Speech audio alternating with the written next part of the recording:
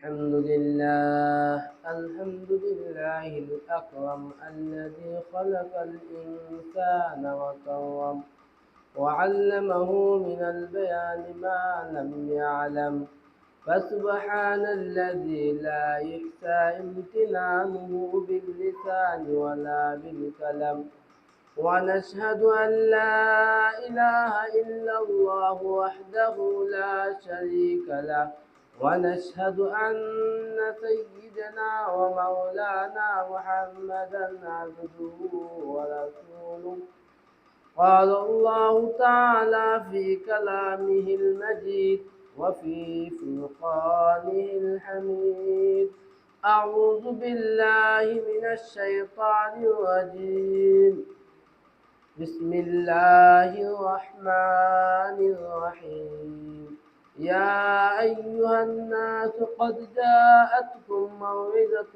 من ربكم وشفاء لما في الصدور وهدى ورحمة للمؤمنين قل بفضل الله وبرحمته فبذلك فليفرحوا وهو خير مما يجمعون আলহামদুলিল্লাহ আল্লাহ পাক রব্বুল আলামিনের দরবারে লাখ কোটি শুকরিয়া যে মহান রব্বুল আলামিন আমাদেরকে সুস্থ সবল রেখেছে।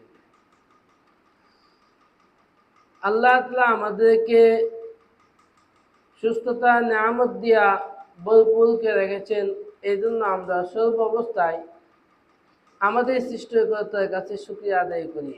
এর পাশাপাশি আমাদেরকে আল্লাহ তাআলা দ্বীনে আলোচনা করা এবং শোনার তৌফিক দান করেছিল। আমরা ইতিপূর্বেও গত 1-2 মাস আগে মহরম মাস আসছিল, মহরম মাস সম্পর্কে করণীয় এবং বর্জনীয় নিয়ে আলোচনা করছি। এই সুবাদে আজকে আমাদের উস্তাদ মুহতারাম ওয়াজিবুল ইহতিরাম আল্লামা মুফতি আবু হুরায়রা কাশিমি সাহেব রহিমাহুল্লাহ আদেশ ক্রমে আজকে আমরা যেহেতু সামনে আগামীকাল থেকে আমাদের রবিউল আউয়াল মাসে অনেক বেদাত, অনেক কুসংস্কার সমাজে করে থাকে অনেক মানুষজন। এখন এই সমস্ত জিনিস থেকে কীভাবে আমরা বাঁচতে পারি, আমাদের জন্য কী করণীয় এবং বর্জনীয়, এই সমস্ত বিষয় নিয়ে আমাদের আজকে আলোচনার উদ্দেশ্যে আমরা আলোচনা করা শুরু করেছি। আমাদের আজকের আলোচনার মূল বিষয় হলো যে রবিউল আউয়াল মাসে আমাদের কি করণীয় এবং বর্জনীয়। এক তো রবিউল আউয়াল মাস, আল্লাহ রাসূল সাল্লাল্লাহু আলাইহি সাল্লাম এই মাসে ইন্তিকাল করেছেন এবং জন্মগ্রহণ করেছেন, এই সম্পর্কে বর্ণনা আছে। আল্লাহ রাসূলকে আমরা পাইছি, এজন্য তো আমরা খুশি আনন্দিত সর্ব অবস্থায়। কিন্তু আল্লাহ রাসূল সাল্লাল্লাহু আলাইহি সাল্লামকে আল্লাহ তাআলা দুনিয়াতে পাঠিয়েছেন, পাঠানোর কারণে আমরা খুশি। খুশিটা কিভাবে ব্যক্ত করব, এই খুশি ব্যক্ত করার গাইডলাইন আমরা কোরআন এবং সুন্নাতে দেখব। কোরআন এবং সুন্নাতে যেভাবে বলেছে আল্লাহ এবং আল্লাহ রাসূল সাল্লাল্লাহু আলাইহি সাল্লাম যেভাবে আমাদেরকে বলেছে, এবং সাহাবায়ে কেরাম, তাবিঈন, তাবিঈন, আইম্মে মুজতাহিদিন তারা যেভাবে আল্লাহ রাসূল সাল্লাল্লাহু আলাইহি সাল্লামের জন্মতে খুশি যেভাবে প্রকাশ করেছে, আমরাও সেভাবেই প্রকাশ করতে হবে। আমরা যদি ভিন্ন তরিকায় প্রকাশ করি তাহলে এটা হবে কি বেদাত, এটা হবে নব আবিষ্কৃত। আর বেদাত এমন জিনিস, আল্লাহ নবী সাল্লাল্লাহু আলাইহি সাল্লাম বলেন মান ওয়াক্কারা সাহিব বিদআহ ফাকাদ আনা আলা হাদামিল ইসলাম, যে ব্যক্তি বেদাতিকে সম্মান করলো সে যেন দ্বীনে ইসলামকে ধ্বংস করার জন্য সাহায্য করলো। আরেক হাদিস আসছে বুখারী এবং মুসলিমের হাদিস, যে আল্লাহ নবী সাল্লাল্লাহু আলাইহি সাল্লাম আয়েশা রাদিয়াল্লাহু তাআলা থেকে বর্ণিত, তিনি বলেন যে মান আহদাথা ফি দীনিনা, যারা আমাদের ধর্মে কোনো জিনিস, নতুন জিনিস আবিষ্কার করে, এটা আমাদের ধর্মেতে নাই, দ্বীন ইসলামে নাই, এটা অগ্রহণযোগ্য। আর মুসলিম শরীফে এক হাদিস আসছে, আল্লাহ নবী সাল্লাল্লাহু আলাইহি ওয়াসাল্লাম বলেছেন কুল্লু বিদআতিন দালালা, প্রত্যেক বেদাত, প্রত্যেক নব আবিষ্কৃত জিনিস এটাই গুমরাহি, এটাই পথভ্রষ্ট। তো নব আবিষ্কৃত জিনিস, আমাদের বুঝতে হবে আগে বেদাত কাকে বলে, বেদাত জিনিসটা কি।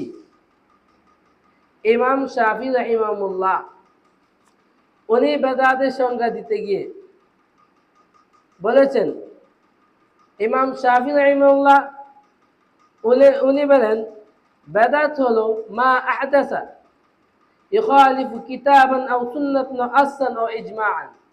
বেদাত হলো ওই নব আবিষ্কৃত জিনিস যা কিতাব কুরআন, সুন্নাহ, হাদিস এবং ইজমার বিপরীত। আল্লামা ইবনে হাজার আসকালানি বলেন বেদাত হলো ওই জিনিস ওয়ালাইসা লাহু আসলুন ফিশ শারঈ মা আহদাসা ওয়ালাইসা লাহু আসলুন ফিশ শারঈ, শরীয়তের মধ্যে তার কোনো কি নাই, আসল নাই। আমাদের মূল আলোচনার বিষয় এবং আমার এক বেদাতি ভাইয়ের প্রশ্নের উত্তর এটা, যে বেদাতি ভাই সে আমাকে একটা পোস্ট পাঠাইছিল যে কি সবচেয়ে বড় ঈদ হইল ঈদ মিলাদুন নবী, এবং তারা যে হাদিসটা দিয়া, যে কোরআনে আয়াত দেয়া দলিল পেশ করে এই আয়াতের কিছু কথা। আগে আমরা ওই আয়াতের কথা বলি। ওই আয়াতের কথা বলতে গিয়ে আমি এক আয়াত পূর্বের থেকে বলি। যেমন সূরা ইউনূসের ৫৬ নম্বর আয়াতে আল্লাহ পাক রব্বুল আলামিন ইয়া আইয়ুহান নাস, হে লোক সকল, হে মানব, হে মানব জাতি, হে লোক সকল, ক্বাদ জাআতকুম মাউইযাতুম মির রাব্বিকুম, তোমাদের কাছে তোমাদের প্রভুর পক্ষ থেকে নসিহত আসছে। অবশ্যই তোমাদের প্রভুর পক্ষ থেকে নসিহত উপদেশ এসেছে। ওয়া শিফাউন লিমা ফিস সুদূর, যেটা হলো তোমাদের অন্তরের রোগের শিফা, সুস্থতা। হুদাও ওয়া রাহমাতুল লিল মুমিনিন, এবং এটা হলো হেদায়েত এবং রহমত, পথ প্রদর্শক। ওয়া রাহমাতুল লিল মুমিনিন, মুমিনের জন্য এটা হলো কি, অনুগ্রহ, দয়া। দেখেন এখানে আল্লাহ কোরআনে বলছে, কোরআনকে আল্লাহ দিক, আল্লাহ গাইডলাইন, কোরআনকে আল্লাহর কিতাবকে বলছে কি অন্তরের রোগের ওষুধ। মানে অন্তরে যে আমরা কোরআন সুন্নাহ বিরোধিতা দিয়ে কাজ করি, বেদাত করি, এটির সমাধান, এটির থেকে বাঁচার জন্য আমরা অসুস্থ হইলে ডাক্তার থেকে ওষুধ খেয়া শরীর সুস্থ করি। এরকম ভাবে আমরা আমল ঠিক করতে গেলে, আমাদের আমল যদি আমরা ঠিক করতে চাই, তখন আমরা কোরআন সুন্নাহ দেখতে হবে। কেন? অন্তরের রোগের ওষুধ হলো কোরআন, অন্তরের রোগের ওষুধ হলো হাদিস। তা আমরা যত আমল করব কোরআন সুন্নাহ দেখে ঠিক করে আমল করতে হবে।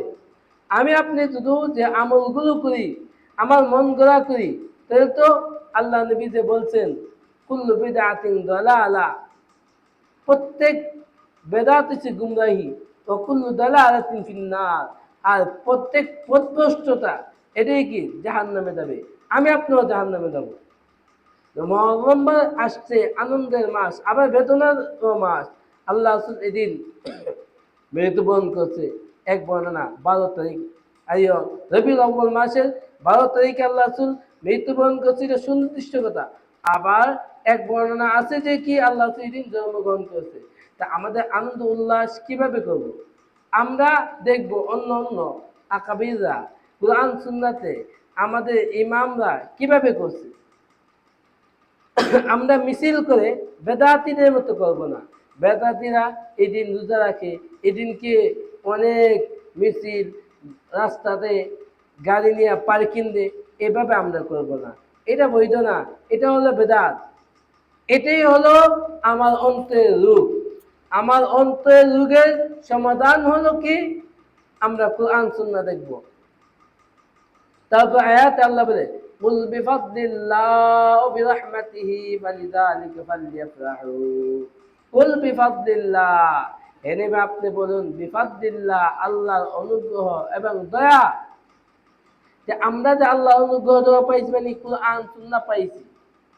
বেদাতীরা এই জায়গায় বিফাদলিল্লাহ বিরহমাতিহি, অধিকাংশ কিতাবে, তাফসীরের কিতাবে ফাদলিল দ্বারা এবং বিরহমাতিহি কোরআন এবং দ্বীন ইসলাম এই তাফসীর করেছেন। আর কিছু কিতাবে মুহাম্মদুল্লাহ সাল্লাল্লাহু আলাইহি ওয়াসাল্লামের ব্যাখ্যা করেছেন, হালকা কিছু তাফসীর কিতাব আছে। অধিকাংশ কিতাব এবং অধিকাংশ মুহাদ্দিসিনের ব্যাখ্যা হলো কি, যে এটা হচ্ছে কি দ্বীন ইসলাম এবং হচ্ছে কি কোরআন। এরা ওই কিছু সংখ্যকদের কথা দিয়ে আল্লাহ বলছে বিফাদলিল্লাহ বিরহমাতি ফালিযালিকা ফালইফরাহু, যে এ দিয়ে আমরা দ্বীন ইসলাম যে পাইলাম, কোরআন সুন্নাহ পাইলাম, এই জন্য আমাদের খুশি থাকা উচিত। তারা যে দ্বীন ইসলাম পাইছে, ফালইফরাহু, তো আল্লাহ আমল বলছে। এরা আগে যে বিফাদলিল্লাহ বিরহমাতি, এটা কি ব্যাখ্যা করে আল্লাহ রাসূল, এমন ব্যাখ্যা আছে। এটা দিয়ে আমরাও খুশি, আমরা দ্বীন ইসলাম পাইলাম, আল্লাহ রাসূলকে পাইলাম, এটা তো সবাই খুশি, আমরাও খুশি। এটা উদ্দেশ্য এটা না যে আমি মিছিল করুম, 12 তারিখে আমি রাস্তাতে বেরিয়ে যাবো জামাই সাজ্জা, এটা তো উদ্দেশ্য এটা না। কিন্তু আকসার মুহাদ্দিসিন এবং মুফাসসিরিনের ব্যাখ্যা কি, এটা হলো কি কুরআন এবং সুন্নাহ। আমরা বলি আপনাদের কথা মানলো, এটা সাব্যস্ত হয় না আপনি সবচেয়ে বড় ঈদ ঈদে মিলাদুন নবী এই কথা বলবেন, এই কথা বলে বেরাবেন, এটা আপনার জন্য শোভা পায় না।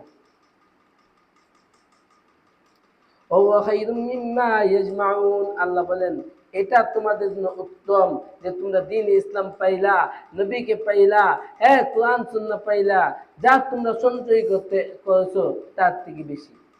আমরা বুঝতে পারলাম আমরা যা কিছু করব এটা আমাদের মূল গাইডলাইন হতে হবে কোরআন এবং সুন্নাহ। আমরা যাই করব, আমরা সব থেকে বড় মিয়ার, সব থেকে বড় জিনিসটা কোরআন এবং সুন্নাহকে আমাদের কি বানাবো, মাপকাঠি বানাবো। কোরআন সুন্নাহ হাদিস এবং কোরআন এটার মধ্যে আছে, কোরআনের সাথে মিলছে, এটা আমি করুম, না এটা করুম না। যে আমি কোরআন সুন্নাহ বাদ অন্যটা করি, আমি পথভ্রষ্ট। কেন? আল্লাহ নবী সাল্লাল্লাহু আলাইহি সাল্লাম বলেছেন, আল্লাহ নবী সাল্লাল্লাহু আলাইহি সাল্লাম বলেছেন ইয়াকুম মুহদাসাতিল উমুর, তোমরা নতুনত্ব কাজ থেকে বেঁচে থাকো। কেন? যত নতুনত্ব কাজ আছে সব পথভ্রষ্টতা, গুমরাহি, আর প্রত্যেক গুমরাহি এটা জাহান্নামে নেবে। নতুনত্ব সব কাজ হচ্ছে কি বেদাত, আর এই বেদাতের কারণেই তোমরা কি হবা, জাহান্নামে দেবা। মুসলিম শরীফের এক হাদিস আছে, খাইরুল হাদিস কিতাবুল্লাহ, সবথেকে উত্তম যে কথা, উত্তম যে বাক্য, এটা হচ্ছে আল্লাহর কিতাব। খাইরুল হাদি হাদি মুহাম্মাদিন সাল্লাল্লাহু আলাইহি ওয়াসাল্লাম, আর সবথেকে উত্তম যে পথ প্রদর্শক রাস্তা হলো কি মুহাম্মদ সাল্লাল্লাহু আলাইহি ওয়াসাল্লামের রাস্তা। ওয়া শাররুল উমুরি মুহদাসাতুহা, আর সবথেকে খারাপ যে কাজগুলো, বিষয়গুলো, এটা হলো নতুনত্ব জিনিস, ইসলামে নাই, এটাকে আমি বানাইলাম। ইসলামে এইভাবে মিছিল করা, যেভাবে মুহররমের 12 তারিখে, রবিউল আউয়ালের 12 তারিখে যেভাবে কি করে মিছিল করে, তারা বিভিন্ন অনুষ্ঠান করে, এইভাবে অনুষ্ঠান করা আল্লাহ রাসূলের যুগে ছিল না, তাবিঈনদের যুগে ছিল না, সাহাবায়ে কেরামের যুগে ছিল না, তাবিঈনদের যুগে ছিল না, আইম্মে মুজতাহিদিনদের যুগে ছিল না। তাহলে এটা নতুন বিষয়। আর সমস্ত ইমামদের কথা হইল যে জিনিসটা শরীয়তে নাই, বেদাত শব্দ অর্থ দেখি এটার পূর্বে কোন আকৃতি, কোন একটা জিনিস না থাকলে নতুন সৃষ্টি করা। বেদাত বেদাতের অর্থ হলো কি, যারা শরীয়তে নাই এটাকে করা। আর এই জিনিসটা কোরআনে নাই, হাদিসে নাই, এবং আল্লাহ রাসূল সাল্লাল্লাহু আলাইহি সাল্লামের থেকেও এটাতে কোনো গাইডলাইন আমরা পাই না, বরং এটা বোঝা গেল কি বেদাত। আর এই কাজটা যারা করবে তারা এই বেদাতি। এই দিনকে, হ্যাঁ এই দিন আমরা খুশি ভোগ করবো, এদিন আনন্দিত, আল্লাহ রাসূল সাল্লাল্লাহু আলাইহি ওয়াসাল্লাম আসছে, আল্লাহ রাসূল আসছে, এটার জন্য কেউ আনন্দিত না হোক কিন্তু সে মুসলমানই থাকবে না। আল্লাহ রাসূলকে পায় সে আনন্দিত না হইলে, দ্বীন ইসলাম পায় আনন্দিত না হইলে, সে তো মুসলিমই না।